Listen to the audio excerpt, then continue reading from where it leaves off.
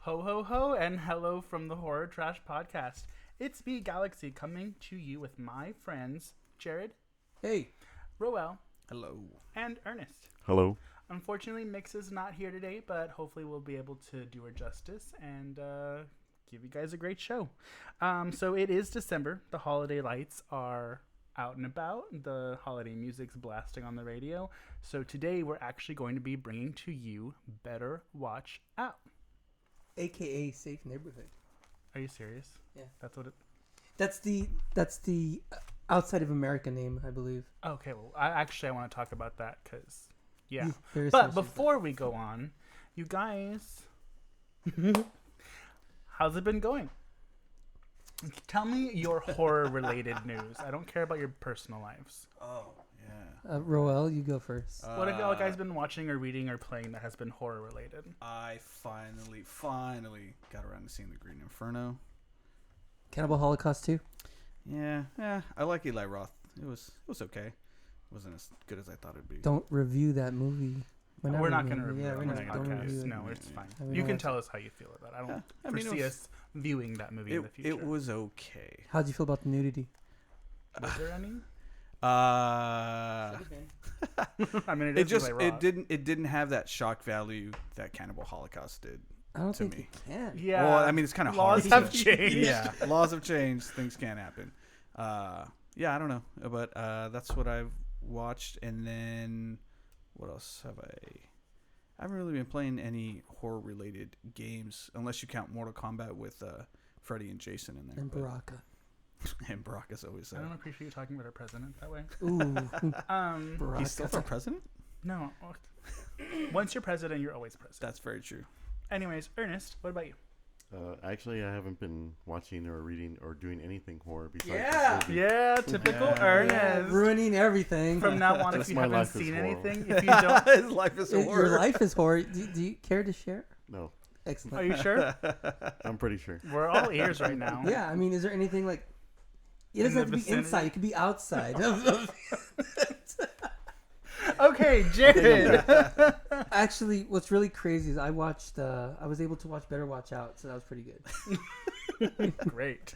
You haven't seen anything else? Yeah, Safe Neighborhood. I also Oh my saw god. that. Okay, so What about you? thank Galaxy? you, Ralph, for asking. I have actually been reading The Shining and Doctor Sleep together because I was not great at time management and signed up for a book club that was reading The Shining last month and the Doctor Sleep this month.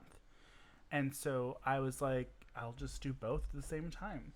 How does that work? Is it like 2 pages Shining, 2 pages Doctor Sleep? No, it's like I got halfway through The Shining and then I started reading Doctor Sleep.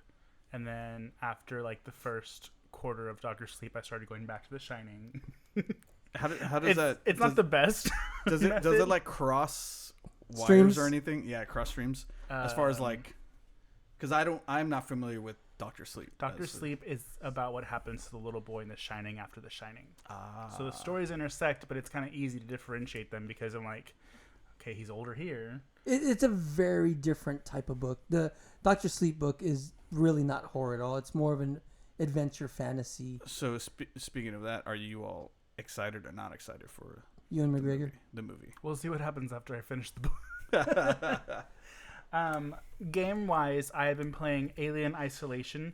The alien has finally showed up, and I stopped playing because that shit is scary. And it's very difficult. Once the alien shows up, it's extremely difficult. Like literally, I haven't really gone that far. So when it comes to horror, I'm actually kind of a chicken. So I do like the cheesy stuff, which is why the podcast is called Horror Trash. But when it actually comes to scary stuff, I'm not like a super fan. And then I have been watching Marianne on Netflix, which is really good. Highly recommend it. But we don't have to talk about it because we're not talking about Marianne today. We are talking about Better Watch Out.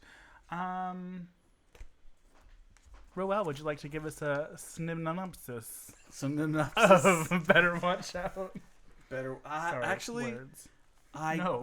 can't. I don't know how to do this one without Spoilers? spoiling. Well, Okay, I'll do it. Okay. Go Okay, ahead. go for it. Okay, so Do it. here it goes.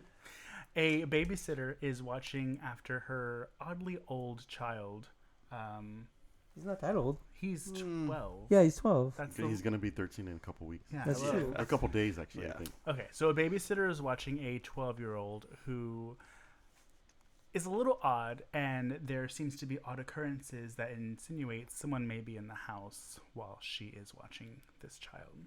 Things are not what they seem. End curtain. Close curtain. End curtain is fine. Whatever. Fiend. Okay, so yeah. No, was it good? The movie? No, what I said. End curtain? Yeah, that was Because great. When Roel gave his Well- synopsis last time, everybody was like, "Oh, that was so good." So I'm just wondering why. Oh, why no one's giving you feedback? No, I think it was a relatively terrible synopsis. But Well, let's Yeah. hear No, your I mean- great breakdown of the movie. like, is a breakdown? Okay, you want me to break it down? I'll break it down. I'll break it down real good. Okay. I don't know. I guess we're gonna edit a lot of that because we're just kind of shooting the shit. No, we're not. Okay. Well, I'm gonna edit that out. I'm So- sorry, Roel. Did you have something you wanted to say? Yeah, you were gonna say something. What was that? No, I just didn't. I mean, I think it was pretty good. His synopsis. Thank you, Roel. Being nice. It's because Well, because I don't know how to describe it without kind of giving it away. Because honestly, to me, seeing the trailer kind of already hinted at things to me that I already figured out pretty early on in the movie, which kind of sucked for me. So you hadn't seen this before? No, Oh, okay. I never saw it. I saw the trailer and then I was like, oh, Don't okay, watch the trailer. that seems interesting. did you see it, Ernest? Yeah, that's my second time seeing it. Mine too. And the first time, I didn't know what was going on until it unfolded. But that was like years ago. So this second time around, I didn't have that natural reaction, but I still watched. I mean, this movie's 2017, so It's still 2016, Oh, is it really? but it came out in America in 2017. Ah, that would So explain it's it. technically an Australian film. It was filmed in Australia. The three Really? the two kids and the Uh-huh. babysitter are Australian. Yeah, her accent came out a little bit. Sometimes. Yeah, little- sometimes yeah, there it was was- it was peeking out, but like the director is American, and obviously so are the two parents, Virginia Madsen. Oh and, yeah, and Kronk. Yeah, Elaine's boyfriend. yeah. Just as a quick side note, there will be spoilers coming, so If you haven't seen it, keep your shit fresh and watch it before you listen. So Mhm. before we review it, I'm going to give you a little rundown of other kind of reviews. IMDb gives it a 6.5 out of 10 from a 23,997 votes. It's a big scale. That is a huge scale. It gets 89% out of 63 on the tomato meter Tomato. for Rotten Tomatoes, and 66% out of 4,372 an audience for Rotten Tomatoes. Excuse me. Metacritic has it at 67%. So I think overall it's, Who Above even average. uses Metacritic? I don't know. IMDb. Yeah, IMDb, honestly. Um, So overall it looks like it kind of fares to the positive side. Slightly over average. Yeah, over average. It actually Just premiered. Roel knows what that's all about. I'm just kidding. Slightly over average. Its world premiere was actually at the Fantastic Fest here in Austin, or Texas. I mean, Yeah. here in Yeah, Texas. it was a big deal when it showed because I remember all the publicity for it. Yeah, so this is Chris Peckover's second feature. His first one was called Undocumented. I don't think I've seen Oh, that the one. illegal immigrants. Basically, well, obviously, right, with Yeah. a name like that. Okay, so we start off with Ashley, who appears to be a 20-ish college student. 20-something. Yeah, coming to a house that she babysits for. She can babysit for the house. She babysits for the parents. A young boy named Luke. Luke, who is also hanging out with his friend Garrett. Garrett. Thank you, Roel. Really? Roel, you were His name's Garrett? She's on the phone with her mom. I don't exactly remember the details, but they're talking about her going back home for something. So she gets to the house. That's where we meet the parents, who is played by Virginia Madsen, who looks bodacious as ever, and Kronk. I don't know his name. Patrick Warburton. Patrick Putty from Seinfeld. Yeah. I don't know her. So that is the dad. The dad has some creep vibes.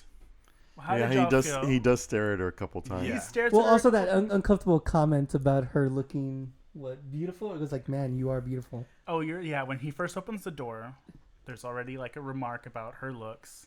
Yeah, and he's oddly staring at her, but also the wife is giving him shit for having those ornaments, and she's basically like calling him like Oh, gay. she calls him gay. Yeah, and she was like, And "How he's- many dicks have you sucked?" Yeah, Or, she goes like, pretty far in the yeah, accusation she of was- sex. Yeah, Yeah, there's a lot of comedy wrapped into this little horror movie. Well, I think it's a comedy too. I think it's a like dark a straight comedy. Yeah, I think it's like a dark It's a comedy horror for sure.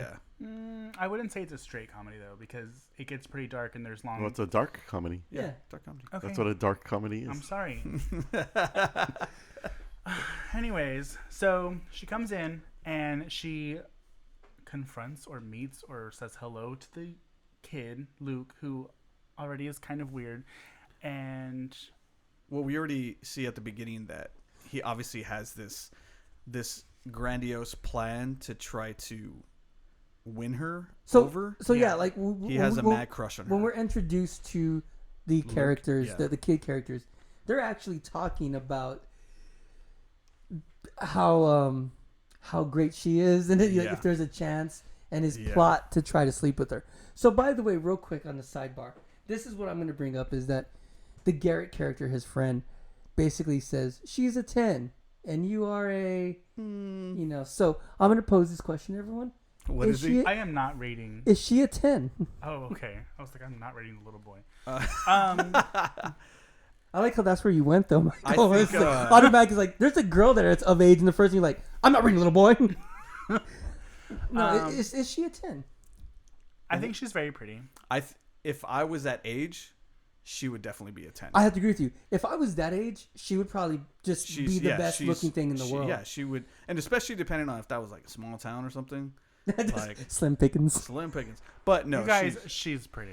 she is. And Pretty. I'm pretty harsh when no, it comes she's to... no, Oh, she's I'm really, not she's really taking it pretty. away from her in a sense. No, but she's really Ernest, pretty. But I mean, Is she a I probably 10? think the same thing.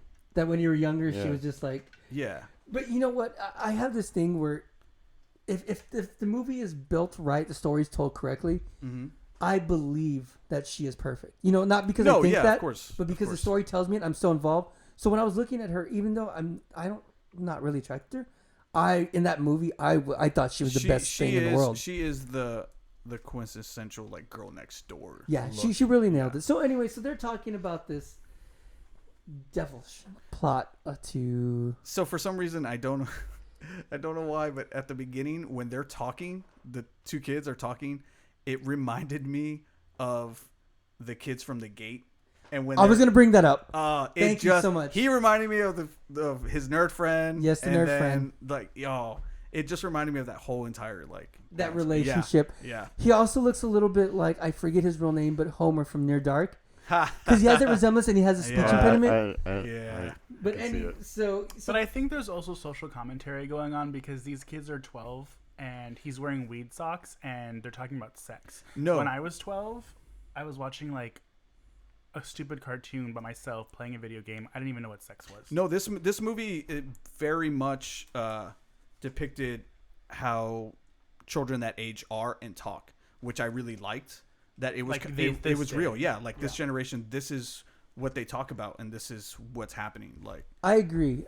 Like a little later, I'm not gonna like jump, but a little later, they do have a conversation that seems ultra silly and like over the top for no reason, but it's very characteristic of a 12 or 13-year-old. Oh yeah. To kind of say these Well, grandiose actually- sex things. You know, and Actually, I loved it. I wouldn't say of that because I still do dumb shit like that with my friends. Would Yeah, you know. but you're like 47. Like these kids are 12. That's true. That's very true. By the time I was 12, I was worse off than they were. Well, that doesn't surprise me. At any rate, this is when we find out that the kid may be a little weird because he does have a strange look to him. His friend, Greg Garrett, makes fun of him because he has like a womb environmental A sound like a sound snake. machine. So that when he sleeps and he's like, dude, you still have this? He's like, no. And they throw I it think under it his was bed. of him when he was in Like a his child, but yeah. he still uses it. Not when he was a child. No, but I think his actually actual him. his mother's the heartbeat Oh. from Yeah. when he was inside his. Well, because I know mom. they sell the machines that mimic that noise for babies to go to sleep. So I mean, I guess it could be his real one. But anyway, so makes fun for that. He obviously gets like super butthurt about it. So there's obviously something a little strange about this kid. The mom is basically a Grinch, skanky Grinch. And then the dad is kind of like the goofy, like hits on the babysitter, wears stupid ties. He loves Christmas. He loves Christmas. He loves his specific ornaments. The wife makes fun of him for being gay and blowing people because that's funny. And I think it's funny. Wait, No, it's really funny. quick. Were those ornaments the Wizard of Oz, or what were they? I do not remember. Because he pulled out like red slippers or shoes, and he said something, and I didn't catch it. Are you talking like- about right before they leave? Yeah, because It's he had another that tie. box. No, the box of ornaments Oh, that okay. were right before she starts talking about how gay he is for having those ornaments and how he loves them so much. I was just trying to figure out what they were. I didn't honestly stop it. didn't pay attention. Yeah, I didn't pay attention to that Yeah. much detail. Roll, calm down. Sorry. So then they leave. They leave the daughter. They leave the babysitter in charge of their son. They make a mention that he sleepwalks. So they have a pencil on top of his doorknob so that if the pencil falls after he falls asleep, they know he's been sleepwalking, and the mother lets her know that he doesn't know about that. I want to bring up that this movie did awesome setups. Oh, I was I gonna say mean, there's a lot of foreshadowing that worked really. There's Yeah. awesome setups and awesome callbacks also. Yeah, and this is kind of the fault of the last movie we spoke about, where I said there was no setups. This movie set everything up, but in such a interesting and intelligent way. Like the pencil thing really started off as something that was just there, but it played so big in two different areas that I mean, it's just this movie is just brilliantly set up. Yeah, there's a lot of thought into this. Yeah. The setup and everything. So whenever the babysitter and Luke are left alone, they decide to watch a movie.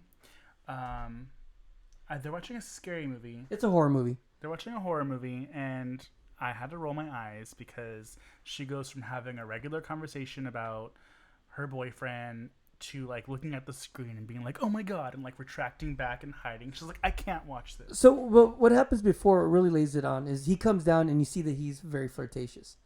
Then she basically says, "I have to make a call. You know, why don't you go play video games?" Already showing the difference in how she sees the age. Then she goes and calls her boyfriend at the time, and he witnesses this call. And that's where you really get to see his jealousy come out. So then the movie situation comes, which actually, I think, he grabs and drinks the champagne first. Right? Well, the that's how- movie. That's after she does the whole like, "I'm scared." Yeah. No, actually, He grabs the champagne first. I think so. Either way, that's how everything just starts rolling, is because He's trying to impress her. he's trying to impress her, and he's drinking the champagne straight from the bottle. Yeah, 'Cause so he he's shows classy. up with champagne. Yeah. Does he pop it open or is it already open? Yeah, he pops it open. Yeah. He Pops it open. He looks stupid as fuck because he's 12. Starts drinking the champagne, and Ashley's pretty much like, "What the fuck are you doing?" She basically thinks the same thing you did. Yeah. You look stupid as fuck. Yeah. What are you doing? Very cringeworthy, but it works because this movie does like small little cringeworthy moments that you think a kid's just trying to impress his babysitter until shit just like hits the fan. Oh yeah. Well, she relents a little because when she goes to throw out the wine, She Her drinks it. champagne. Her frustration with the boyfriend adamantly trying to come over causes her to drink a little, and that's where he sees his opening. Honestly, that is the biggest opening that he has, and it works a little. Like he didn't has get- it against her. Like, well, you drank it too. Exactly, and Yeah. it kind of puts them on a closer level than they had been before. And it's also that was actually in hindsight, that was really clever, because obviously as we get further in, we're like, oh, that's why. Like it's part of something. Do Everything's you guys think that she may have been giving mixed signals, or do you think since the beginning she was very like, no, this is inappropriate? I don't think she was giving mixed signals at No. all. I agree not at with all. you. I No, agree. she She wasn't giving mixed signals. Are you saying it because of when they were sitting on the couch and they obviously came to that conclusion where like, you drank, let's not say anything, and then she said the line of if you were older, No, If if I I was your age. Yeah. I would date you, basically. Or That was something. the first time when I was like, ooh, girl, don't say that. Yeah, Yes. but that happens a lot of times. Yeah. A girl's told me that before when I was super young and she was older. And I mean, obviously, as a young boy, that's going to give you false hope. But also at the same time, in her mind, she was probably just trying to make him feel better, because obviously she shot him down so bad and could see that. that she felt bad. I agree. I think it was an So, encouraging thing. I don't think it yeah. was a flirtation. I don't think it was. I mixed think, in. But if, obviously I as- think if he was younger, I would have seen it as encouraging. Like, you know, if he was like Well, 7 or 8. everyone's gonna see it as encouraging. And it's encouraging. yeah, regardless, Yeah. even if they I were mean, the same but age. but at that age, he's obviously going to take it as like, So I have a so chance. I have a chance. Yeah. Yeah. I mean, listen, boy, like anything. So gets you. basically, he lays the flirt down pretty hard. Oh, he even tries to kiss her, Yeah. and that was the whole like.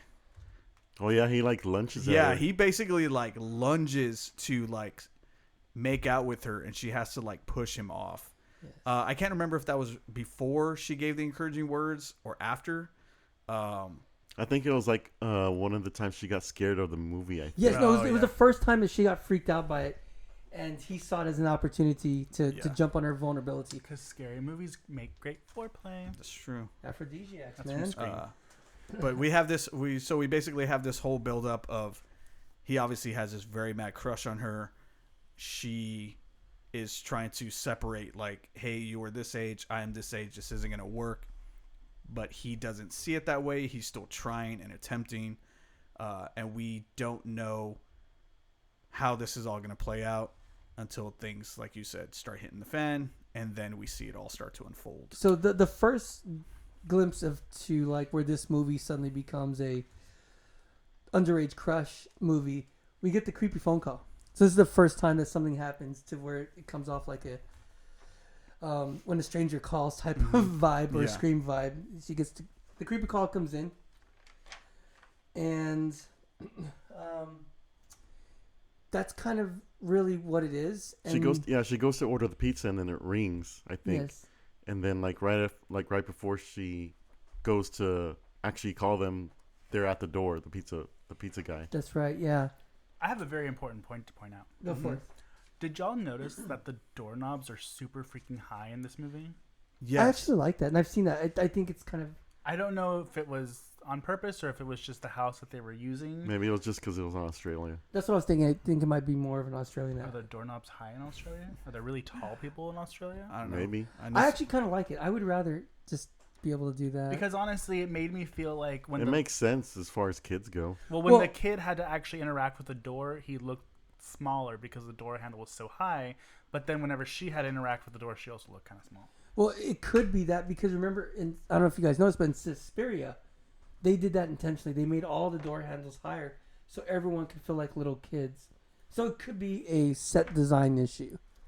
I just also wanted to point out that I like how they did the angle from the peephole to like really mask the pizza guy's Yeah. face to make it look like, yeah, something's about to happen right now. So you get that false Well, like. we're not there yet, Roel.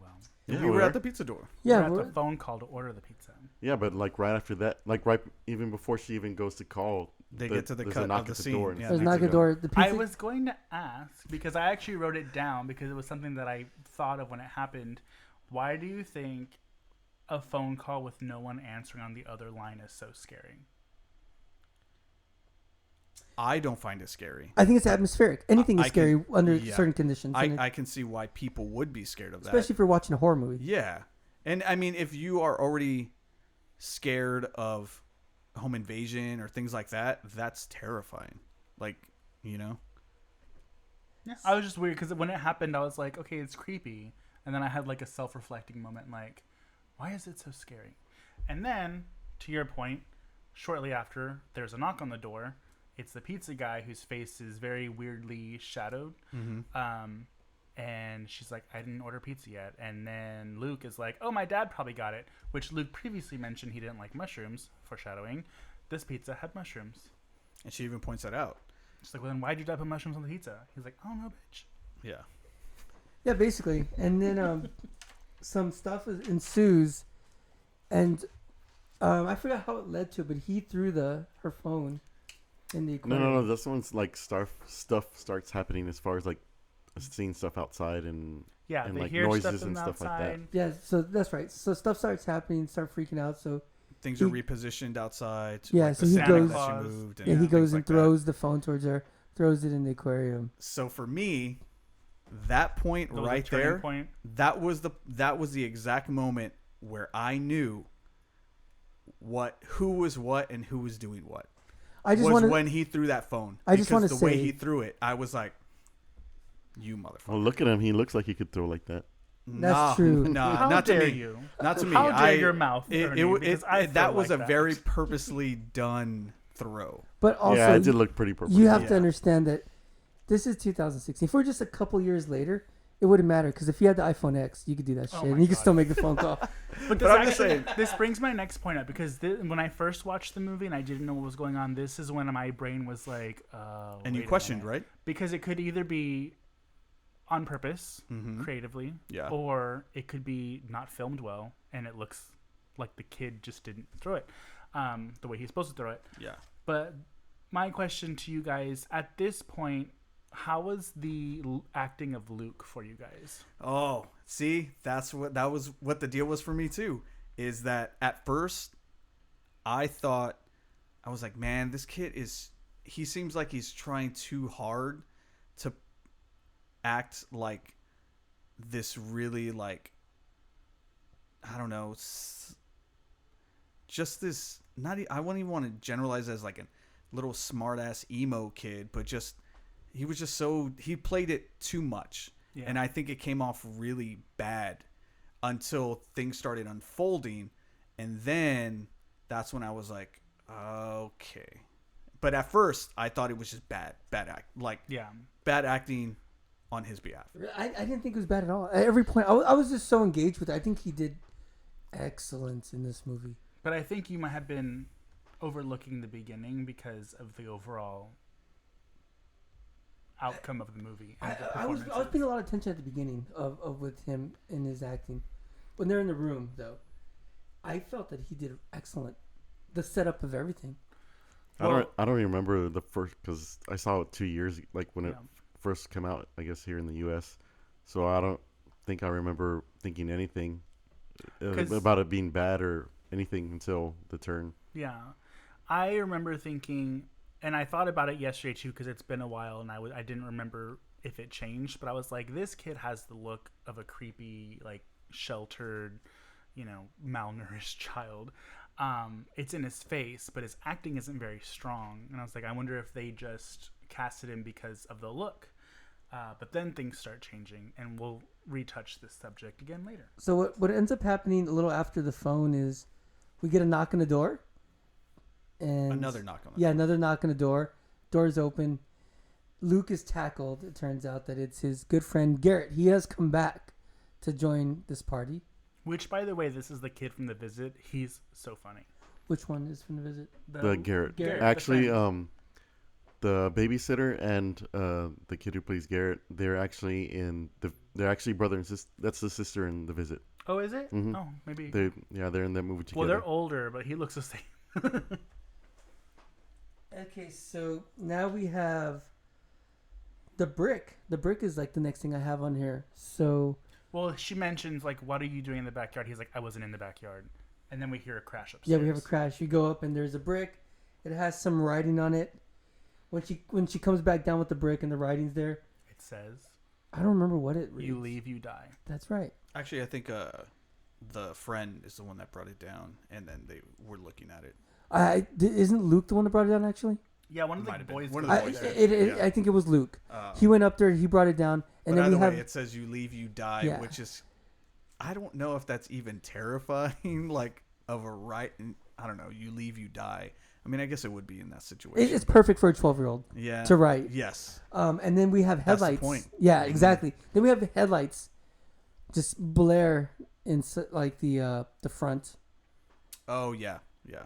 And then right after that, they start freaking out, Yeah. and Garrett runs out Mhm. of the house. Garrett he says he can't He handle books it. it in the back.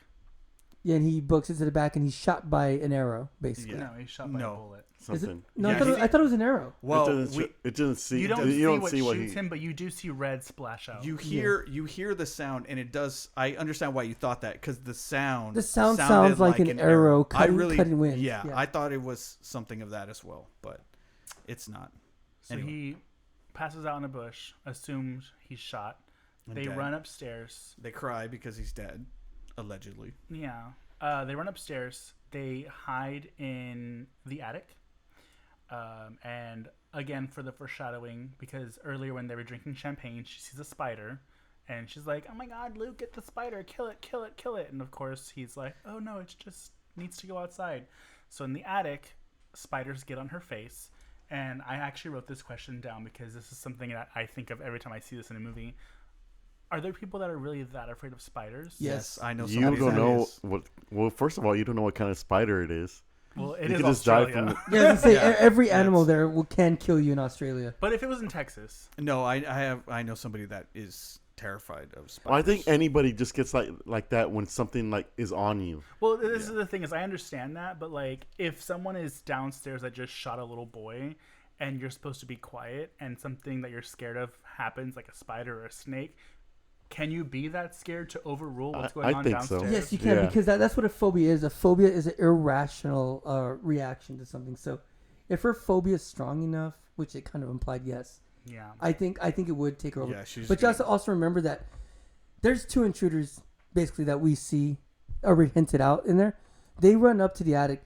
The spiders come after she falls through. Yeah, she falls to the. So she has a panic attack. Well, I'm assuming that she's scared of falling. Now spiders are on there. So I think the intruder is like pushed back in her mind because, yeah, she fell through the fucking attic door. And there was a scene in that scene when what's the main kid's name again? Sorry, Luke.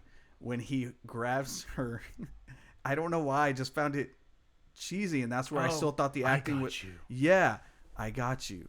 I got like the way he said it was just. It's very cringy. Yeah. Everything he says is cringy because Yeah. it's not appropriate for a 12-year-old to say. And obviously he had that like look in his eyes, like, yeah, this is my moment where I saved her Like, life. it's and working. yeah, it's this working. is going just like I Yes. wanted to. So he runs out, grabs a gun, comes back for her. Oh yeah, he plays hero. He's like, I'm Yeah. gonna get my dad's gun, and then he just runs out and leaves her, and she gets. And she even tells him, she's like, if you're trying to impress me by doing stupid shit, by getting your dad's gun, it's not working. Like, Yeah. just be smart. So he eventually gets it. They find their way, basically back in his room, I believe. Right? It's his room that they end up, or his parents' room. His room. His room, yeah, And they because hide when in the they're closet. yeah, when they're going in the hall, they see the intruder with Yes. the shotgun and the flashlight, and so they hide in the room. Yeah. Then they end up hiding in the closet. Yeah, they hide in the closet, and we have some moments. A little Yeah. jump scare here.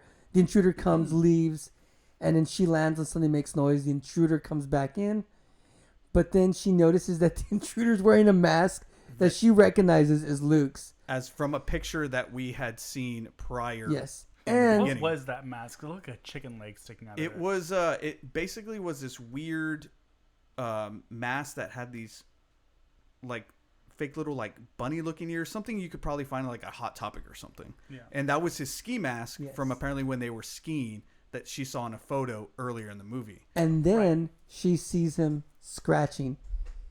Earlier in the movie, she witnesses him scratching, asking for H cream. Yeah, it's cream. So she sees him scratching. Boom, they're busted. She knows. She knows She that comes it's out the and friend. regulates the fuck out of both of them. Yeah. So she recognizes that it's the friend wearing Luke's mask and scratching.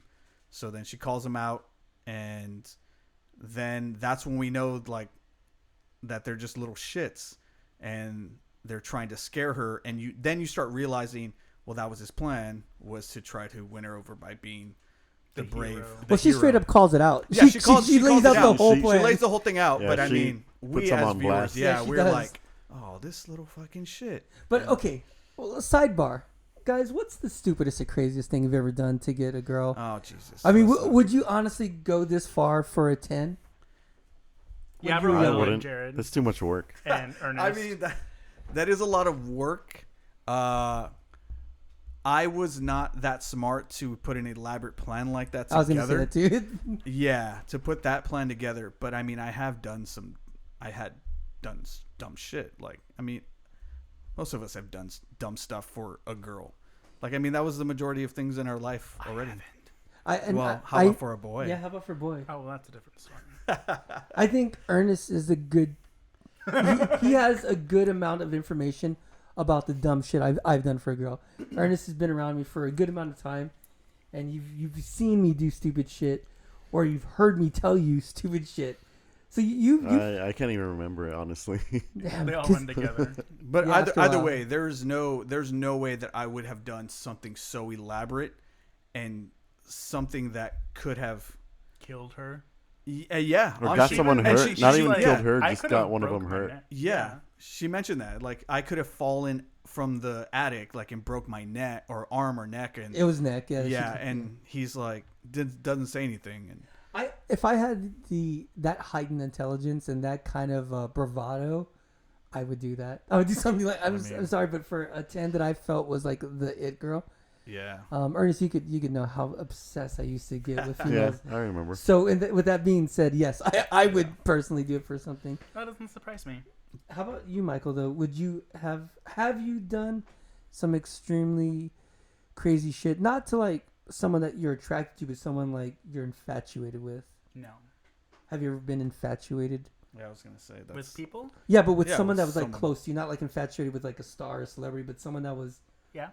really okay. But you wouldn't go through like. How far would you go to make that infatuation become a relationship of some sort?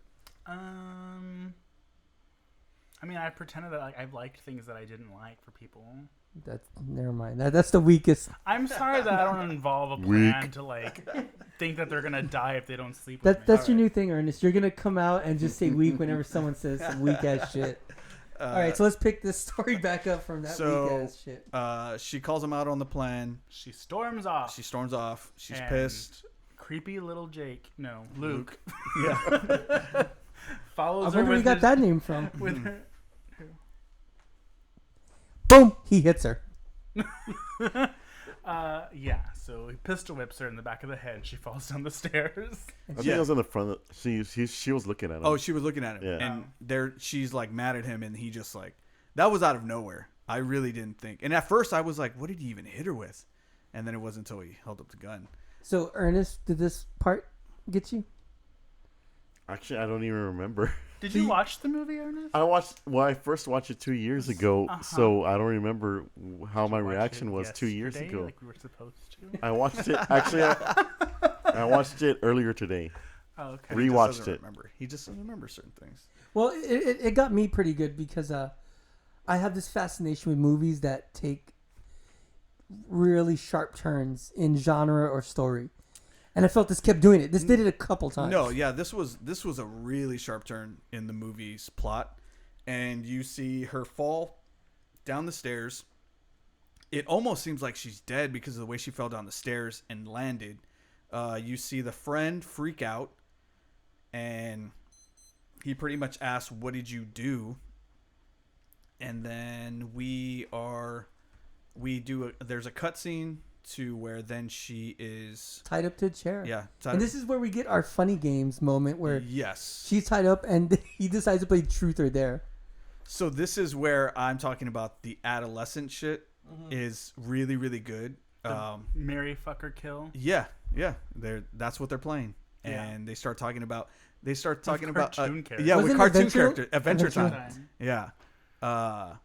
And they start talking about it, and they like go into detail of why and what would happen, which I thought was really funny. And then it basically gets turned around, and then that's when I knew it was going to start getting a little warped. And I was kind of into it at that point. I was like, this is why he was so weird acting. This is where we get our second big hint that he's possibly really screwed up. Is the Garrett makes a comment. Possibly. At this point, I just think it's possibly okay. Yeah. I'm not completely sold yet. Garrett makes that comment, and he trips him or kicks him off the scooter, and he just falls onto. Oh the, yeah. but yeah. you could tell it was like a quick reaction. It was Yeah. a snap reaction out of anger because I forgot what he said, but it was obviously something that was challenging his. He said they were talking about Marry, Fucker, Kill. They talk about Princess Bubblegum, who is a princess made of bubblegum, Yeah. which they start talking about like sticky pussies, and I'm like, these are 12-year-olds. Like, this is really I didn't know what that stuff was when I was 12. Maybe it's Well, because I wasn't interested. Yeah, that's probably why. But he's like, yeah, you'd get gum in your pubes, or I guess you wouldn't have to worry about that. And That's when he right, says and that. so That's what he it was. reacts. And then he reacts by tripping him while he's riding by on the scooter, and he falls. I thought that Garrett was going to be the one who basically like tries to stop everything, And then he, in the next scene, is kind of like going along with everything, but then you realize it's because he was fed Oxycontin. Yes, and you mentioned. I think he wore off partway through the movie. Because remember, when it starts to get bad again, he's like, "Go take another Oxycontin." When he starts to coming to. You know what? I didn't even catch that. I didn't catch the whole Oxycontin. This movie takes care of itself so well yeah, that I you didn't really have to pay attention to to get all the little details. Yeah, because that was one that I didn't catch about that with him. Yeah, because he asked him what it was that he gave him. He's like, Oxy Man. And I'm like, oh my God, I hate 12-year-olds. So this is where the Ashley, right? Mm-hmm. This is where Ashley starts to get a little clever, and she reveals that reverse psychology. yeah, sensitive Luke because they're playing cried. Truth or Dare. Yeah, because they played Truth or Dare. Cried to her when when he revealed that he in fact killed Garrett's hamster. Yes, she starts pitting them up against each other with that, playing the mind games. But before that, it starts getting kind of dark in the sense of these perverted little boys. Touch the boob. Yeah, and I knew that was going to happen. I thought it was honestly going to get a little bit further than like the first base touch boob. Yeah. I thought it was going to go way darker than that, but it didn't. But they went that route, and obviously the way he like did that and his face and just everything, I was like, man, this that was kid one of my is... that was one of my favorite scenes because they're playing Truth or Dare. That was the table. They're playing Truth or Dare, and I'm trying to remember. They say truth first. She reveals that he killed his hamster, and then he plays with her. I don't think that wasn't because that was after the boob. Yeah, touch. it was a little after. Because then she gets mad, but he no. basically... The truth is when he asked how many people has she slept with. That's right, and that's revealed that she's a virgin.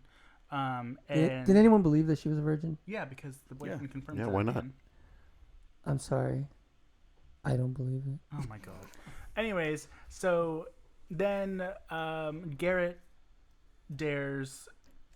I keep wanting to call him Jake because I wrote Luke, but it looks like Jake.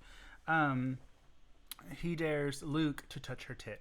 And he's like trying to be all smooth, like, do you have a preference of which one? Like, she's gonna be like, the left one, it's bigger. I don't even think he was being smooth about it. He was just being a fucking he was just little being asshole. stupid. Yeah. So then he's being an incel about it. An incel. This movie also does really well at not showing what's actually happening to make you think worse. Because it happens again. It happens again later. But he's touching her boob. When he's done, he's like, so how'd that make you feel? And she looks at him like dead in the face, and she's like a little boy just felt me up. And I was like, yes, she constantly bitch. does that. Yeah. Yes, her deadpan stare was awesome. I loved her deadpan stare. She is perfect at doing that because she does it again later at my other favorite scene, but we'll talk about that later. She's perfect. Yeah, she keeps knocking him off his little his pedestal. Yeah, his little high horse, and obviously he gets pissed because he's a little psychotic. That now it's revealed that he's a little psychotic. And also possessive, because remember, Garrett makes that comment of, "Can you dare me to make out with her?" Yeah, and he gets mad. He gets very possessive. Yes, because obviously this game is set up for him to get what he wants, not for his friend to get in the mix. And that's when you know there's gonna be a shift somewhere in there. So, go ahead. Okay, so now we get a knock on the door. Ricky showed up. As we find out a little later, it turns out that he did in fact text Ricky to come over. Ricky is her being Ashley's current boyfriend. That's the one that she's been talking to on the phone throughout the whole beginning. This is the guy that's been trying to come over because he just wants to have... They've had a little bit of a tiff because she's leaving. Yes. And he is going to stay. So ultimately they're leaning towards a breakup and they're dealing with that. Well, apparently he's now. a grease monkey, so he's got to stick around. Oh my God, yeah. He keeps calling him a grease monkey. He's cute though. I was about to ask you, Galaxy. Oh yeah, 10-10 would bang. 10-10. Then again, I'm super easy, but Is this the guy from Stranger Things? no, that's the other guy. No. Okay. Dacre Montgomery. Anyways, so I was trying to figure. I was like, why does this guy look so familiar, and why does he look like a little mini Jared Leto? Don't insult Dacre Montgomery like that. So Ricky comes over. He's not being let in at first, and then he just finally convinces him. But doesn't he convince him? He says, "Just give me, can you give her this?" Yeah, can you give her he has flowers. And he just pushes it away. Through the door. pushes his little body Yeah. basically away, goes in there and starts screaming for Ashley. He tries to convince her that she's not there, and That then he she's sick. moves. Then he moves to sick, and then he moves to menstrual cramps. And Basically. then Garrett's like, she has diarrhea. Yeah, and it's just diarrhea. I know. Diarrhea. Like as a kid, like what do you think of? What do you think? What's gonna scare him away? And then even when he says menstrual cramps, Luke's like making these weird gestures of his groin. like It's like, yeah, we know what they he's are, like- kid. What's funny is when Garrett says diarrhea, Ricky does react like, oh, like that. Yeah. That was it. That Yeah, he actually did get That's him. the line. And then It's and then like- he even goes when he's trying to go up the stairs. He goes, "I don't care what you have. I just want to talk to you." Yeah, and so he's up there. He's trying to figure it out. They're Then- still trying to hide her in the back. Garrett's still trying to hide Yeah. her. It's not in the back. It's in Well, the in the kitchen. It's in the kitchen. He's- Yeah. she they're has trying tape- not to. Yeah, She has tape over her mouth. yeah, and they're trying to like keep him from going in the kitchen to see her. And the reason Garrett comes out originally is because she managed to knock herself over. So there's a Yes. bang. So he comes out and says, "I finally got that rat." I believe is what he said. Oh right? yeah, the I big finally yeah. got that big one, and that's where that happens. And So obviously Garrett, right? The guy. Garrett is the Yeah. friend. Sorry, not Garrett. Who's Luke? the boyfriend? Luke. Oh, No, the Ricky's the boyfriend. boyfriend. Ricky starts realizing these kids are like talking out of their ass, and he's like, "What the fuck is going on?" Doesn't believe him, and then starts looking Upstairs. upstairs, and then that's when they. And then Ernest, what happens when he goes upstairs? Luke hits him in the back of the head with a baseball bat. That was perfectly worded.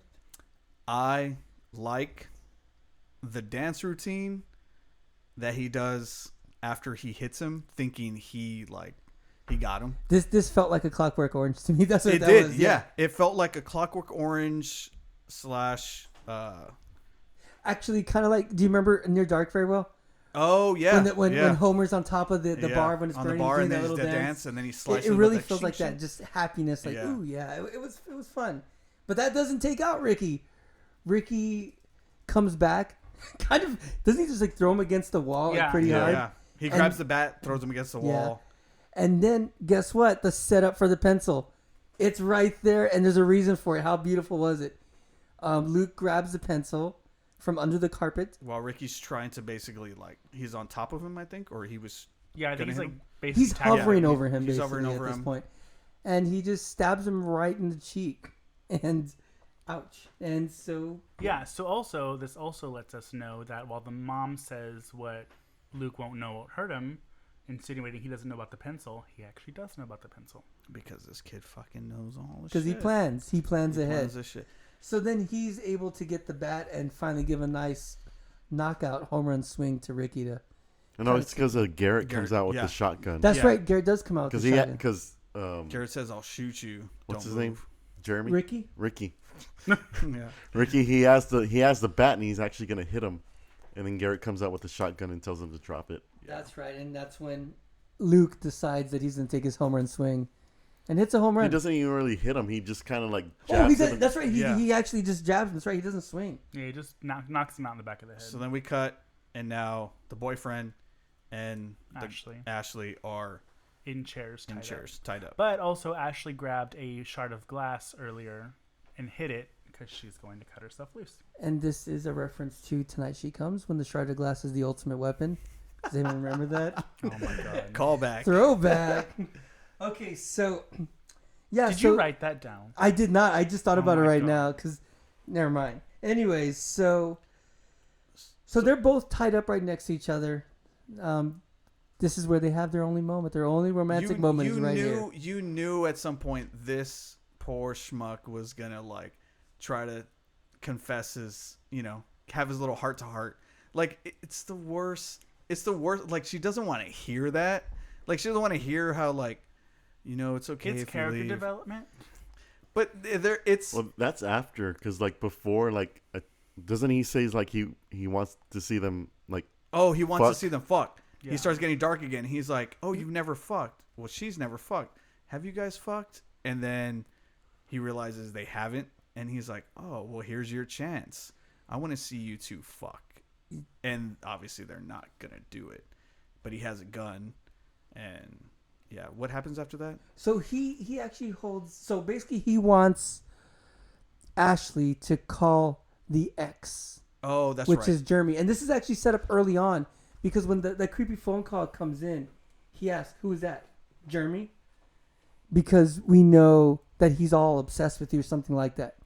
That set up early on.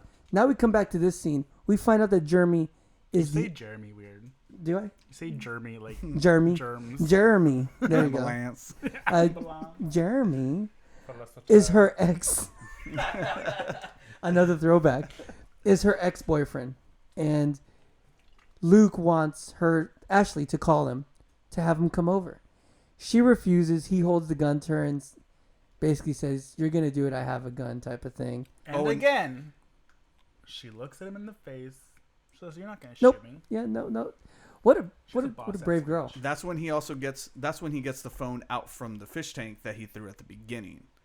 He Which took it the out. phone was covered in plastic when he threw it in there, or did I look at that wrong? No, he did cover plastic. But I think he did that after. So I don't know where that happened, but when he threw it originally, it wasn't in plastic. There's a switch of phones, that's why. There's 2 phones that he has. Gotcha. So anyway, he ends up texting. No, he calls him. Yeah. He calls him and basically says, "Hey," as himself. Yeah. "Hates me. She's talking about you. She wants you to come over. But Can you can we please talk come about over?" when he tells him who he is? Yeah. He's like, this is This is Luke. Luke. I forgot his last name. Like the Ashley's babysitter watching. No, me. he says, I'm Luke. I'm calling for Ashley. Oh yeah, the first time. first and then time, he's wrong like, number. Ashley's He goes, not here. And Ashley's he hangs not up here. on her. Hangs up on him. And then he calls back the second time and he's like, "Don't hang up. This is Luke at the whatever house, and Ashley's watching me right now." And he's like, "You mean that taint that lives on whatever street?" And then the boyfriend starts laughing. Yeah. So at this point, he convinces him to come over. Smells weed. Yes, and let's see. And who is smoking in the living room? Garrett. Garrett. My man Garrett. Little Garrett. So then, So Luke gets pissed, obviously, because, well, weed's going to smell. His mom's going to kill him, I think is what he says. But then he gets a great idea. No, continue smoking. Because, this is a little further on, but he's going to use that for his advantage. it's not further on. It happens at the same time. Yeah. No, it happens a little later, because after this, we get her trying to cut the glass. Like, this is when she actually starts. While he's gone. Yeah, while he's gone. She's trying to cut the, Her wrists or her. she's trying to, not her wrist. She's Well, cutting she had the, tape on her wrists. yeah, Yeah. she's cutting the, it's, Which- by the way, Once he leaves the room to see what the hell the smell was, that's when she's doing that's it. when she's doing Yeah. it. But then, of course, like a few seconds later, they come back with the joint, and he forces Ricky to Smoke it. And they are absolutely amazed because the smoke is coming out of the cheek, the wound on the cheek. So they hold his mouth and his nose so that they can only come out of the cheek. But my favorite favorite foreshadowing is about to happen. When he calls the ex, he puts duct tape over Ashley's mouth, and she says, "No, not the tape again." And he says, "Oh, duct tape. It's great for all sorts of things." Doesn't he say like 101 uses or something like that? He says No. something like. I think something he like- gives like a numerical amount. Well, either way, that comes in play later, a big way. I didn't even catch that one. Well, pay attention to movies, please. So I was just watching There's Ashley. this- She's a 10. she's a 10. She is perfect. She's from Tennessee because she's the only 10 I see. Okay. Sorry. Oh, yeah. So basically, he decides that he needs to dispose of Ricky. And in doing this, we get our Home Alone reference here. Which was yeah. another throwback because in the you beginning, missed the part where he scares him enough, or not, well, I don't know if he he- scares him enough, or No. Ricky pees on purpose. Ricky does it on purpose We to get get him. him away so he could go clean it. So it gives her time to cut more another because the blood movie is where a getting man away. Another has peed pee himself. pants. Pee pants. That's true. I didn't realize that. I see We a have theme Movies on in a it. row with pee pants. Well, Zombie Honeymoon had no pee. Sorry. Sorry. I don't know if it Just did. had demon sperm or whatever it was. Black sperm. Demon semen. Okay. So yeah, she does that. He eventually brings Ricky out. She manages to get loose. Well, most of it. Only one wrist is still bound to the chair. Yes, which unfortunately she ended up cutting herself while she did that. Probably a little too close. There's a lot of blood everywhere. And there's a lot of blood. She's trying to cover it up in order for Luke not to see Yeah. it. But she's also trying to keep her hand there so it looks like she didn't do anything. So every time they're going in and out of the room, or Yeah. Luke is going in and out of the room, she's trying to cut some more on Yeah. her leg. And when at this point, that's when he finishes cleaning up all the pee and everything, comes back. Then they have that moment, that aha moment of. Well, we got he has something. the moment. He tells Garrett to go take him to the stairway. Exactly. And in the beginning, they were having a debate about a paint can and whether it would actually crush a skull or not.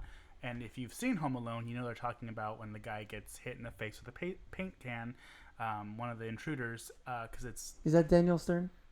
No, it's Joe Pesci, I think. So... Actually, it's both of them, isn't it? Because it comes back and hits the other one. Yeah, the other one falls and then the other one gets it. So this scene was probably the most tense of the whole movie. They have Ricky tied to a chair under the, what do you call it, like a banister, where the top floor has an opening to the bottom floor. Ricky's on the bottom floor. Luke ties a paint can to a rope and starts swinging it to see if his head will crush or not. And Garrett is like, "What the fuck, man? What are you doing? We're not gonna kill him. We're not." But I'm like, "Well, if you're so opposed to it, just move him. Like, you put him there." I think he's too scared of Luke. Yeah, Yeah, I guess. it's obvious that he is. Yeah, he he's does controlled everything by him. because every single time that Ashley says he's not your friend or what are you doing, you can stop this. He's like, he's my friend. Did you guys get Scream vibes here? I felt like he was the Oh, Matthew Lillard. Yeah. Because he was kind of jokey Yeah. when he was high on the oxy. Mm-hmm. He was the jokey type. And, of course, you had the real intense one. It was very much Skeet Ulrich and Matthew Lillard. Yeah. I didn't connect it. But essentially, the first swing misses, and Ashley sets herself free, comes over with the gun, and Lo and threatens behold. to shoot him. And he's like, "Yeah, shoot me. You can't shoot me." So instead of shooting him, she raises. No. She tells him to put the paint can down, Yeah, because now I have the gun is basically what she says. And he says, okay. and he throws it. He throws it down. And it smashes his face. Which, by the way, I love that they did this. They supplemented the paint for blood splatter. Well, they did both. Yeah, well, there was some blood in there, but it was yellow mostly. Which is a great way to not get yourself a higher rating, like a NC-17.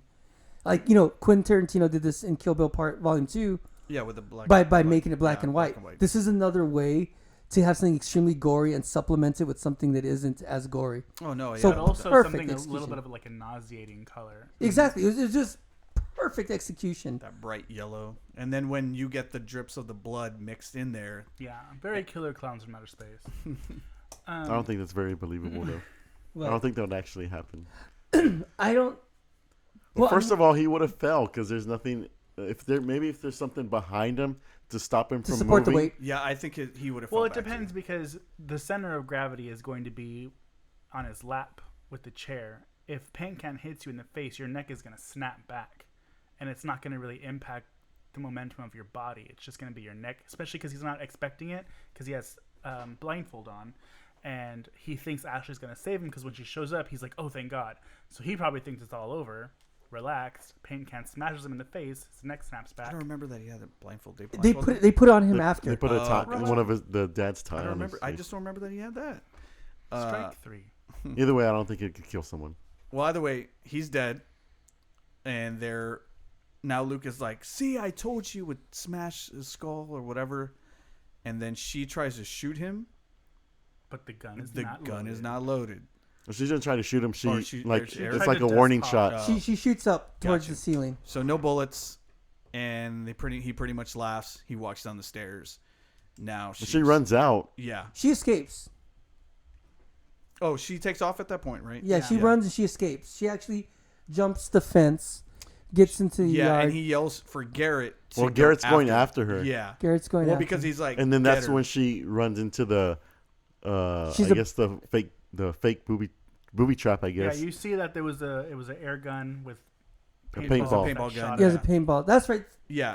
So it and then wasn't she- a bullet. It wasn't yeah, an arrow. It was a fucking That's paintball. why that Yeah. sound. And then she realizes how all of this is playing out. And then she has a fight with Garrett. That's when she has her big fight with Garrett. Yes, and then she gets away again, only to try to yell at the carolers who don't hear her because she gets knocked out right before she even says anything Yes. by the same brick that they used earlier. yeah, Yeah, which But like the man. person who the carolers were singing to did not see it at all. Yeah, No, well, they sensed it. Remember, I think one of them was like, one of them "What is turned that?" around. Yeah, but like She- if they were facing forward singing to someone, Yeah. the person who was they are Yeah. singing to would see behind Oh, them. see behind him. Yeah, that's true. Yeah. But it was very like Metal Gear Solid 2, where it's like, what's that? They turn around, and then it's yeah. like, it's exactly like the that. only thing is, I'm surprised she's not dead because that brick was busted in half. That's one thing I was Yeah. gonna bring up. If that cane pen in this world is gonna blast the head open, a brick like that should. In the back shatter of her it. head. It was in the back of her head. He threw it at the back of her head. I think this is technically concussion number 2 that she would get. Yeah. Yeah. Oh, yeah, because at the beginning she said that I have a concussion. When Yeah, she I- fell the down first the time when stairs. she fell down the Yeah. stairs, she was, I think I may have a concussion. So this is Yeah. number 2.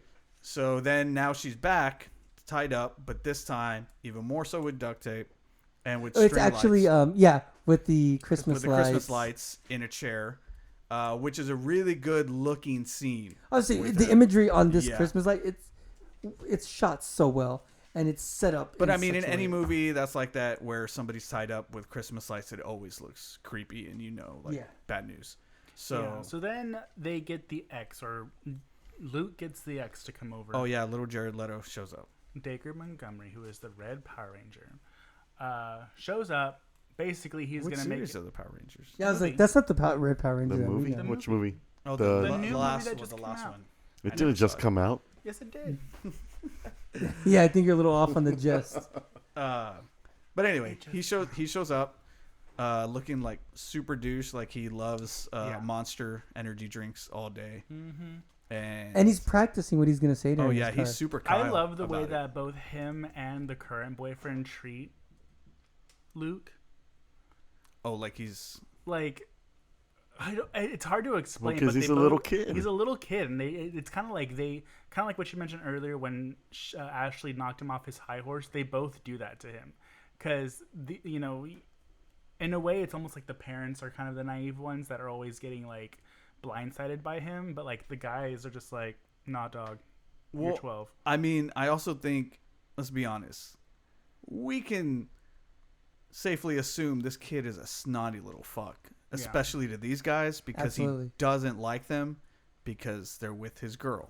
Yeah. So I'm sure he said some snotty things to them. So that's rightfully so. Or she's probably said some stuff about him. Oh, probably too. Yeah. So like, even if he'd never interacted with him, she's like, "This kid, I think he's always flirting me. I think he Yeah. likes me." Yeah. So they know that he's a creep. So So basically, he gets him to write an apology, and that's the only way that Ashley's going to see him. So we obviously know that he still has feelings for Ashley because he starts writing an apology. This and guy- then- Yeah, he's his letter of apology is. the It was written the by a first 12-year-old. one- Yeah. The first one was good, and then he just says, "Oh, that's it. That's what you're gonna. I'll give it to her," and then he realizes, "No, I better make this better." And then he really tries to think. This poor guy, which so is basically dumb. the same thing as the first letter, but just says, I love you so much afterwards. Yes, yeah. So he tries, which I don't even know why he allowed this kid to just tell him, "No, like you need to write this beforehand." I wouldn't have listened to him. Well, could've- he was I need making to- it seem like Ashley needed to see it before she would see him. But Yeah, he could have pulled a Ricky and just went, "Get Yeah, out of the like, way." I'm yeah, coming in." exactly. That's what I'm saying. Because this guy looked like more of a douchebag guy that would Absolutely. do something like that. Yeah. He'd be like, "Shut the fuck up," and then like But- push him out of the way. But in the defense of the story, I think it's because that's an ex, so he doesn't want to assert Treading himself lightly. too much. He has to tread lighter because Yeah, I guess. he's going to be in her good graces. Yeah, he because can't just storm in and because say, obviously he's still in love with her because before in the car he's really, like you said, going over everything and trying to figure out how he's gonna say like, "Hey, what's up?" Like when he was doing that whole monologue to himself of how he's gonna say hi, it was pretty funny. Yeah. But essentially, poor Jeremy, little Luke, Gets ties him. a noose around his neck over the tree on his lawnmower, which apparently those things are strong.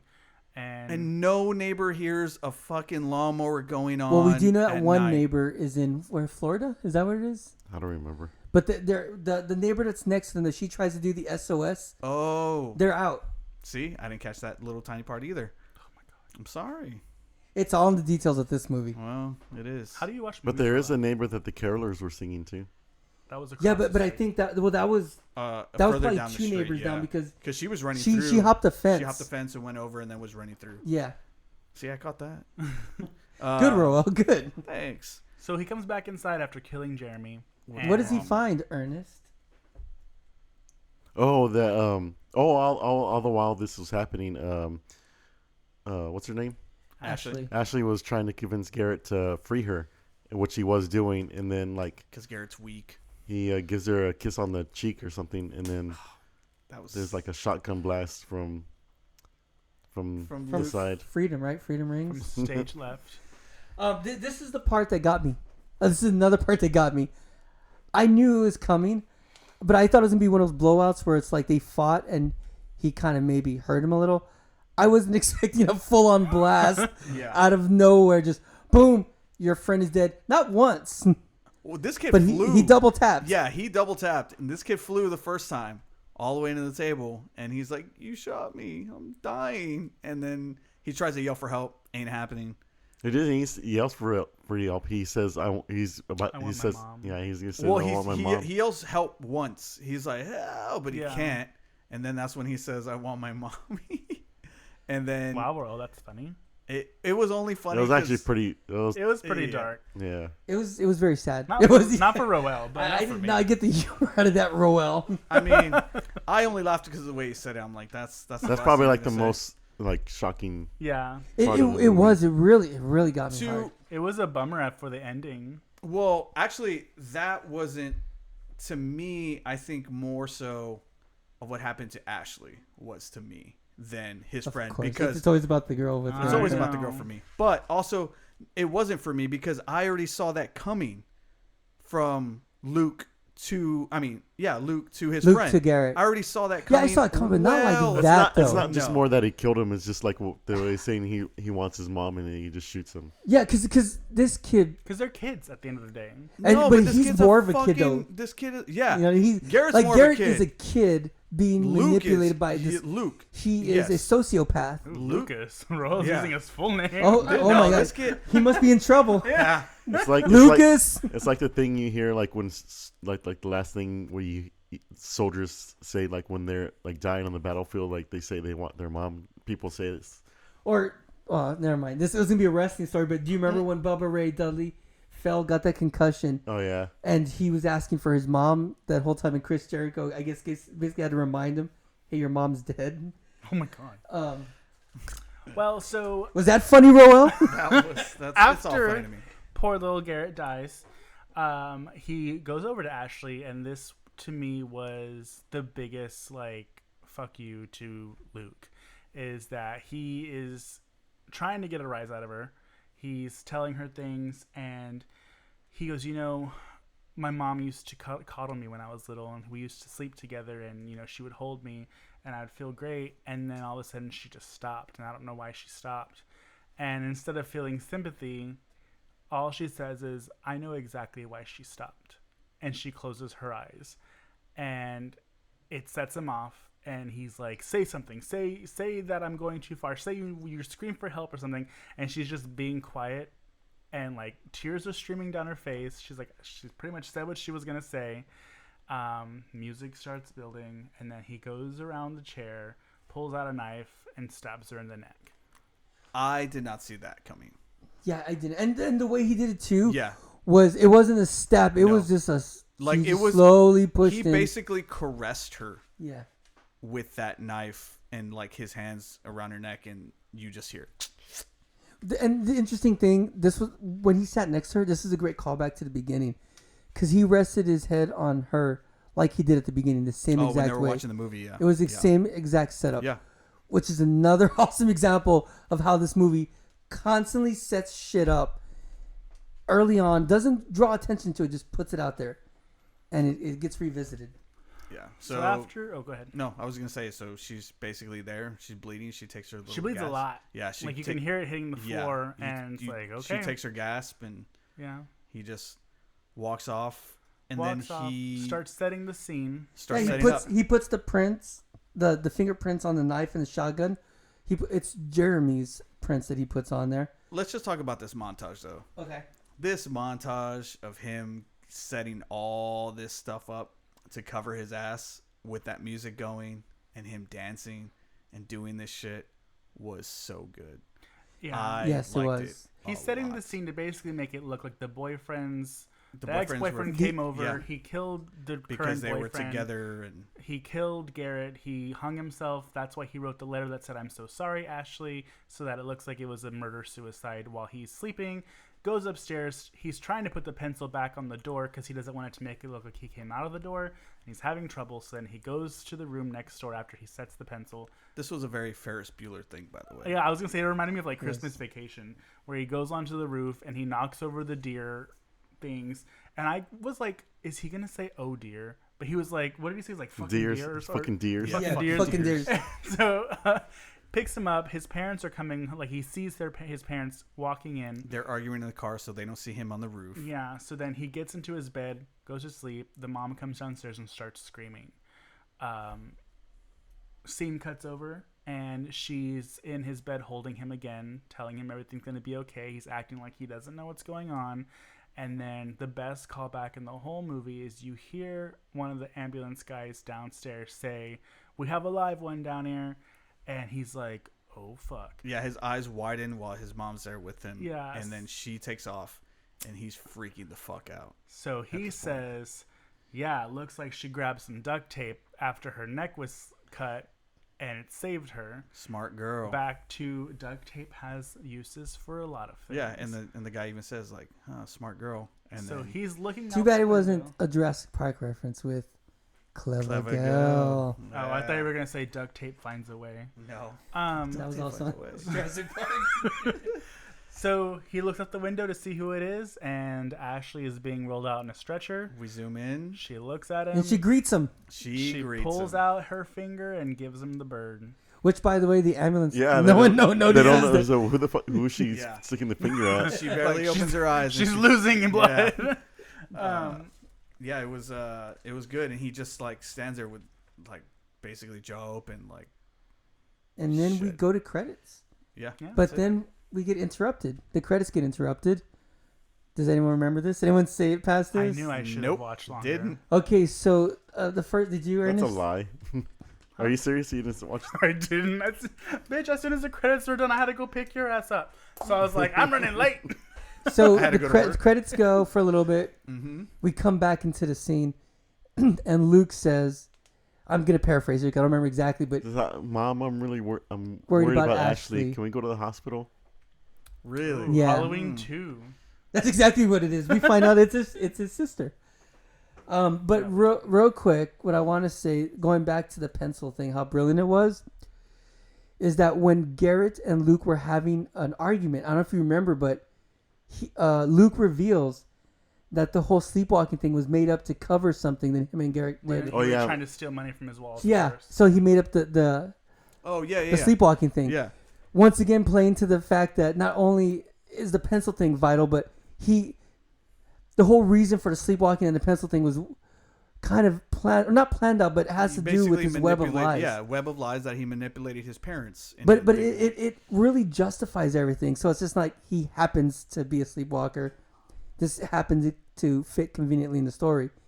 It really covers all its tracks. Oh, he Most of the tracks in this fucking script or this movie is ridiculously, meticulously Well, just covered. worded. It's because he is. He literally said, We're not gonna get caught. Yeah. I'm Yes. gonna figure this. I have it all covered, basically." After all And the he fucked did. up shit this little kid has done, do you think the ending was satisfying enough? Not well, to me. I didn't see no. the. I didn't No. see the ending. No, 'cause it not, wasn't not the like- ending. Not the ending? extended ending, but the way it ended. I didn't. Well, this is what I remember from the first time I seen it. I didn't like the little kid, not just because he's a bad actor, just because he was a little shit.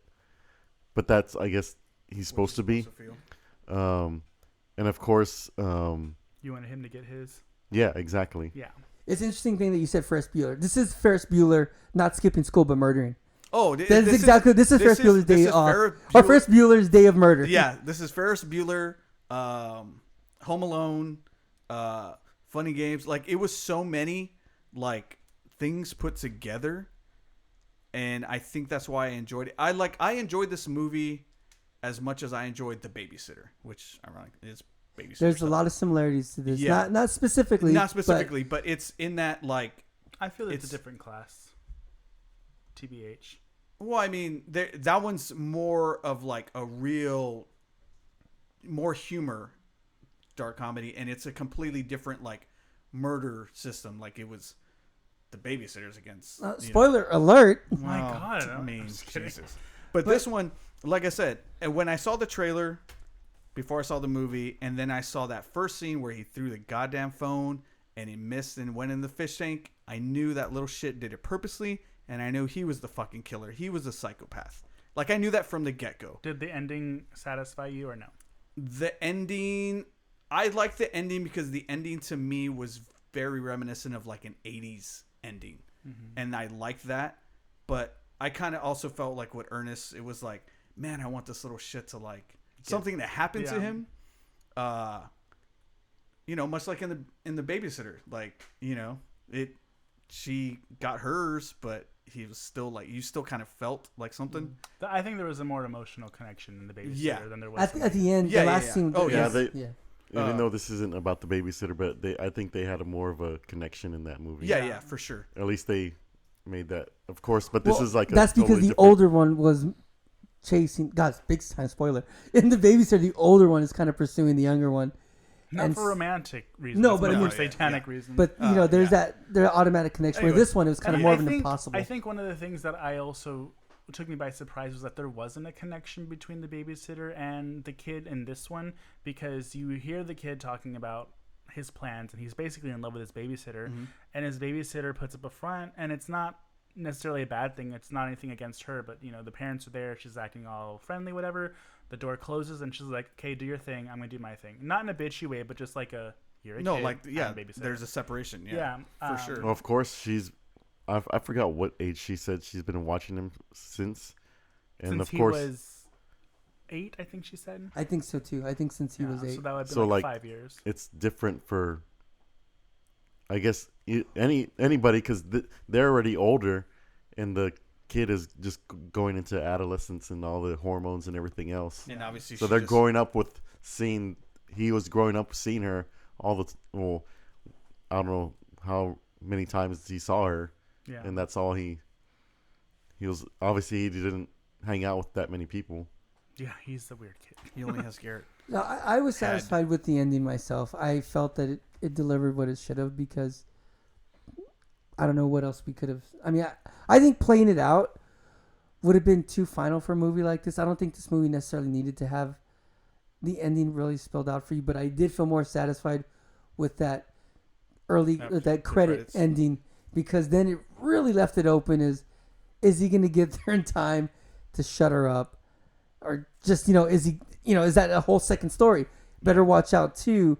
Yeah. So he's- that's where, now that I didn't see that credit ending, but like, do you think that could be a possibility? I don't know if you've got any notes that like they're talking about. As far that, as I know, there is no plans for Yeah. a sequel whatsoever. Well, honestly, that's probably good. I don't know if you can build a franchise off of this. I don't think type they of ever thing. planned to make a sequel. Yeah. It was just No. like a Just a- little thing at the yeah. end. And on an interesting note, talking about the spiders, I love the fact that this movie doesn't go CG on a lot of stuff.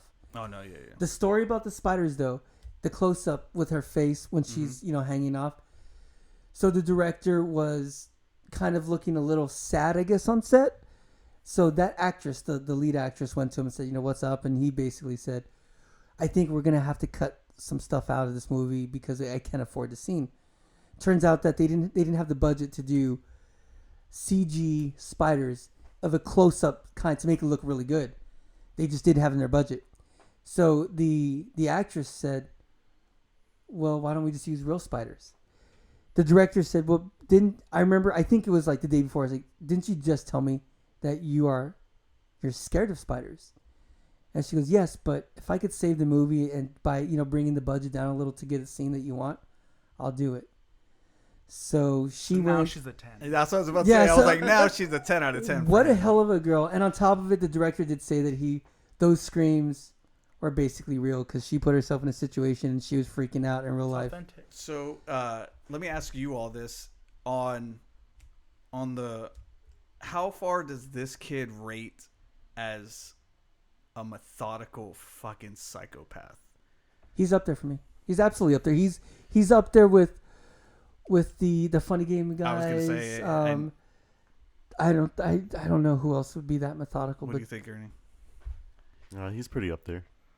I think he's very dangerous if he has a pawn. If he Well, was he's doing a this all by sociopath, himself, so- he would not get away with it. I think he probably still could. I think he would find a way to be able to do that. He A lot used of everybody sociopaths else. do.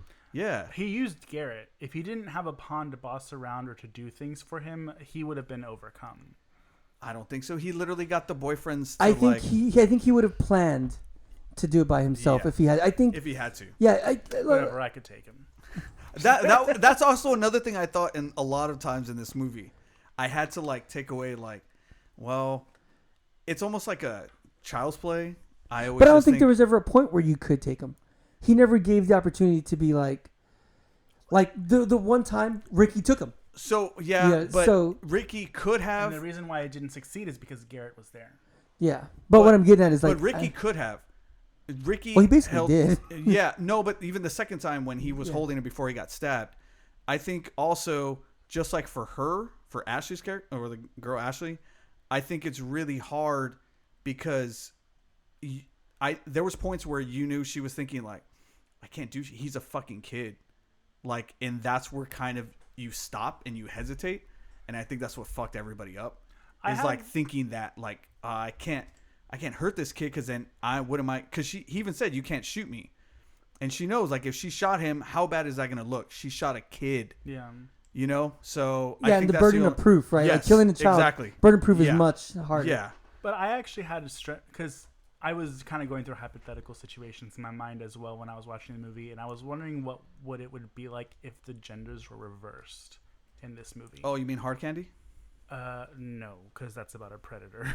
But I'm talking about if No, he's saying not the roles, the actual gender. So if if it was the babysitter same exact movie, a man Gotcha. and or like a college guy, and the sitter was like the neighborhood 10-year-old girl, And Orphan. that had a crush on the him. crush, almost. Oh yeah, or Yeah. The movie 13.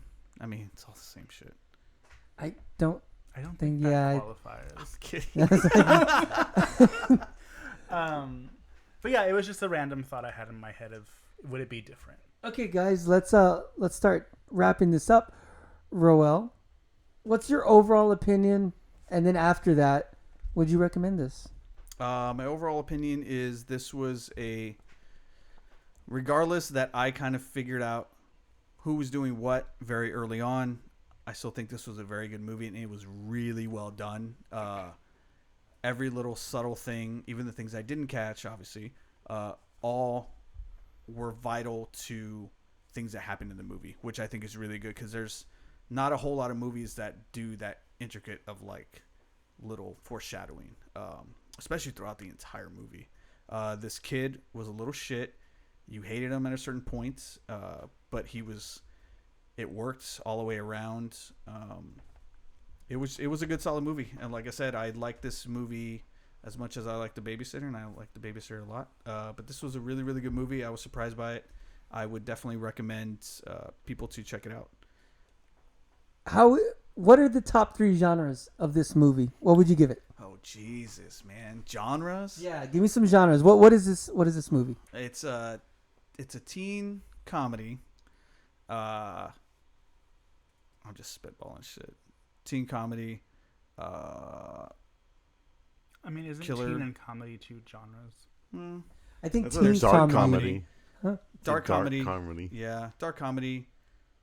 It's not a slasher. It would be Like a home invasion. Yeah, home invasion. I think Home Invasion is good. But what's great about this is it's kind of genre bending, in the sense that Because the call's coming from inside the house, Roel. Well, I mean, just genre bending and everything. Because I mean, like I said, there's Ferris Bueller type shit. There's Home Alone type shit. There's there's Home Invasion. Scream. There's Stalker. There's Stalkers. There's everything. There's a in bit this of a movie. slasher concept to Yeah. this. There's a lot. I mean, I don't even know if it, outside of it just being a dark comedy, I don't know what niche you could put it in on its own. Ernest, final thoughts, and would you recommend this? This is a very good movie. hopefully everyone saw it before we talked Ruined about it. it, because Please do your homework the and watch twist the is movies. very good. Everyone did a good job. The actors are good. The little kid was a piece of shit, very cocky piece of shit. Ending was satisfying as far as before the pre-credits, and He said it wasn't earlier. yeah, I did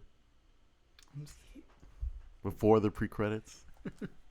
Anyways, yeah, I'm not really much of a talker, so I don't really have like deep thoughts. So, but I would recommend it. It's very good. So hopefully, you like it too. What if you could just give us changes? Would you change anything to this, and why? Besides cutting out just cut out the I guess the mid credit sequence. So you, Of you him. would take that out? Yeah. So don't show credits. Just No, show I him mean asking to go not to the showing him hospital. saying that he's gonna go to the hospital and possibly take care of Ashley. Why? Because I just liked it better that she one upped him. She's gonna reveal everything in the ambulance, so I don't know what his plan is. Ambulance. Well, you don't know. They sedate people when they're. I guess Okay, Mikey. Final thoughts, and would you recommend this? I would recommend it. Wrong order. Okay. I would recommend it. I did enjoy it. It is not a typical horror movie that I would watch because I don't consider it a horror movie. I consider it a holiday suspense movie, a holiday thriller. What? It's not horror. You think it is, but But you there watch is it. no reason for it to be on Christmas. The fact that it's on Christmas has nothing to do with anything. But Christmas is very heavy-handed to you. The theme is Christmas, the caroling, like it's. There's It is no fed on- reason. It is There's no fed on a reason for Christmas it. platter. I don't think it's heavy-handed. I don't think it's thrown. Yeah, it's There's not. elements of it there, but Literally, there's Christmas shit in the background of every I know, scene. but like because it's just Christmas the time. fact that it's Christmas means nothing to the story. I know, but whether it means anything or not, it's still there, which makes it a holiday film for me because the murders are taking place with Christmas carols going on in the background. The soundtrack is holiday themed. I do want to say, as far as I remember, there's no date assigned to this, so this could be one of those jerk-ass families that starts setting up the day after Thanksgiving. Yeah, and they hired carolers also. Exactly. So don't do that, please. Wait till So Christmas. what time. did you think of it? It was good. The movie, it's kind of a curse and a blessing, but it's one of those movies that relies heavily on a twist. So hopefully, no one spoils it for you. But it does pay off. When I mentioned earlier that the kid was a little questionable in the acting department earlier, it's because he was playing as someone that's acting. When the switcheroo happened, he started being a super creepy great actor. Yeah, I agree on that. But yeah, So would you recommend it? yes. 'Cause that's how you're supposed to do it. The recommendation comes after. You don't start off saying you'd recommend it. You say it after. I thought we established these rules. There's protocol. There's apparently. rules. At any rate, Would you want to see a sequel to this movie? if it was the same cast, yes. This also one of the things I was gonna say is it's a good example of solid storytelling. What is it a bad example of? What do you think its greatest weakness is?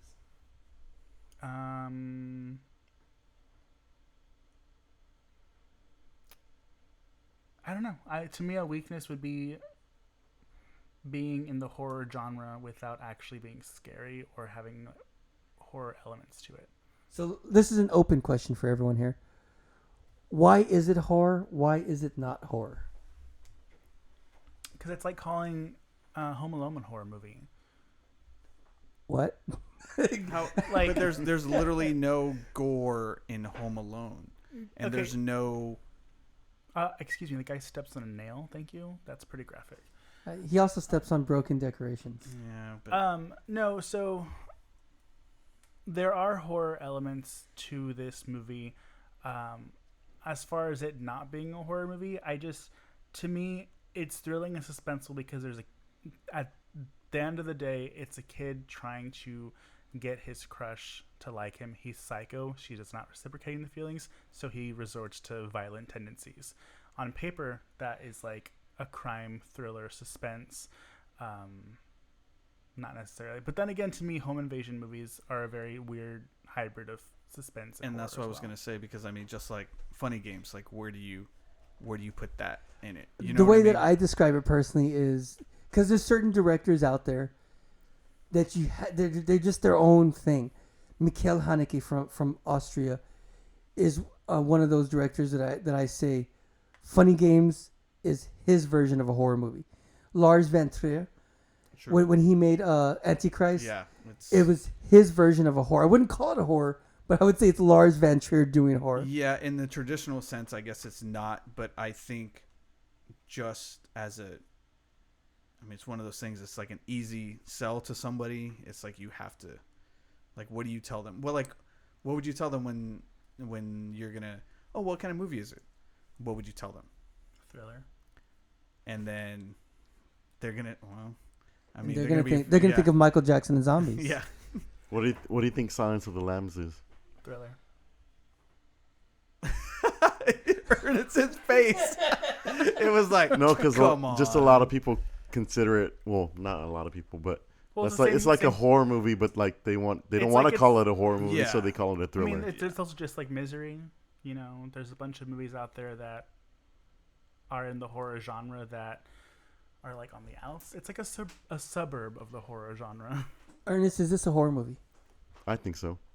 It just has a feel of a horror movie, and there is a lot of elements of horror in it. What, in your opinion, what's the difference between a horror and a thriller? If you were to separate them, even though I think personally thriller is a subset of horror, but for this argument, you know, what would be the difference if they're not subsets of each other? To me, it's just a feeling. Like, I guess maybe also in intent, in what the director is intending. Yeah, I think the thriller aspect tends to put you more in your seat. Yeah, it's more like a thriller to me is like there's like action in it as well. Like thriller, there's like some action in there, like very very little. But to me, that's what I think a thriller would be. So this crossed into horror realm with gore. You think is that kind of what helped it go there? Just that and the home, not just that, but like the home invasion. Just like there was intent to scare people before the twist happened. I agree with you. I think that intent is a big part of what makes a genre rather than what is actually in the movie. Yeah, I think intent is yeah, something. because there can be loads of gore. It could be a war movie and have a shit ton of gore because of scenes of war, Like but Inglourious it's Bastards. yeah, but it's not a horror movie because the intent of the gore is not malicious. I think in that way of like being gross, I guess, to what these people are doing to somebody else. Even though Inglourious Bastards, yes, but it was more of like the comeuppance type thing to stop these. But I think it's a I don't different. know. I've never seen it. So my final opinion is it was an excellently written script, well thought out, methodical, Very. well shot. I mean, the cinematography was really good in this movie. Actually, it was really really The good. acting was really top notch, and it was a layered acting, which is very hard. Like you said, you guys were taken out by the acting at the beginning, but as you said, Mike, he's acting upon acting, which is actually one of the hardest things I've heard to do, is to act and then act on top of that. This kid was that age. I think he's actually 11 or 13 in that range, and he really sold this character, this layered sociopath, which is generally hard to play in a very good way like this. I think on all cylinders this movie worked. I would recommend this to just about anyone that wants a solid horror movie, something that delivers on every way. And even though because- it was dark, I think it was fun. Like it was Yes, fun. It was just generally fun. So some of the reviews that I did read said that they found it a little too predictable, but I think this movie didn't try to be unpredictable. It had twist, but I don't think the movie was really like M. Night Shyamalan, like, wait for this twist, guys. This is what's going to make the whole movie. I just think it was a genre-bending, fun, twisty road type of movie, which really just helped. And I think it was a breath of fresh air, and it made it unique. I'm not saying the movie was unique because it was totally unique, but how it was executed was unique. and it didn't take itself too seriously, but it also didn't make itself into a joke. It used comedy, but it wasn't comedic to itself, which I really, really like. So yes, I would totally recommend this, and I think this is the first one that all of us agree. Because we know from Mick's text earlier, she said that she liked the movie as well. Yes, And she yes. wasn't So here, Mix not being here, you know what? I'm gonna read the text real quick. So she is heard. Her voice is heard. Okay, so you kill time real quick while I pull this up. I just wanted to mention, if you saw the movie the first time and you didn't know the twist and you saw the twist when it came, watch it a second time.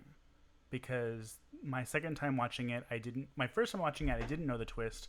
Saw it again. The second time, you start to see things happening in the beginning when you think it's a different story. That's just kind of cool to point out. So am I just super smart because I saw it from the beginning? No, because you didn't pay attention to anything that we I asked you paid questions about. attention to a lot of things. So Mix said, quoting, "Loved it." There you go. There's our review. Thank you. End quote. Thanks, Thank you, Mix. Mix. Okay, guys, I think we're gonna wrap up. So, Mikey, what do you got for us? So, that was our episode 3. Next week, or next time, we'll hopefully be joined by Mix. She's very busy. She's studying right now to be a proctologist. But We're still going with that. dental assistant, I believe. Yeah. And so A proctologist assistant. Yeah, that's what it is. Proctologist. a PA. Yeah. So hopefully we'll have the whole crew next time, and keep an eye on our Facebook so we can let you guys know what movie we're going to watch next time. And our Instagram as well. You can find us at the Horror Trash Podcast on Instagram. Facebook is just Horror Trash Pod. And also, guys, if you want to know where we found it on Shudder. So if you have a Shudder subscription, you can find it there. Actually, you can watch it on Vudu as well. That's where I saw it. With commercials, all right? Nope. I just paid $3.99 to rent it. Okay, so Yeah, we're not talking oh my God, Roel. Hey, You're always ruining I things. know. hey, listen. I Roel don't the got time. ruiner. Or you could just buy it on Blu-ray. Yeah, you can do that. Please too. buy it on Blu-ray because the extra features are always a good thing. Yeah, and support people that make good shit. Yeah, because this was good. Yes. So. And don't support people that make other shit. We are supporting people that make really bad shit. That's We fine. support everyone. Yeah, we do. Even though we shit on things, we still enjoy. We still enjoy watching these things. so. Exactly. Yes, so that's going to wrap up episode 3. I hope you guys have a great holiday, and we will see y'all next year. Goodbye. Later. Slay Bye. Bells Ring.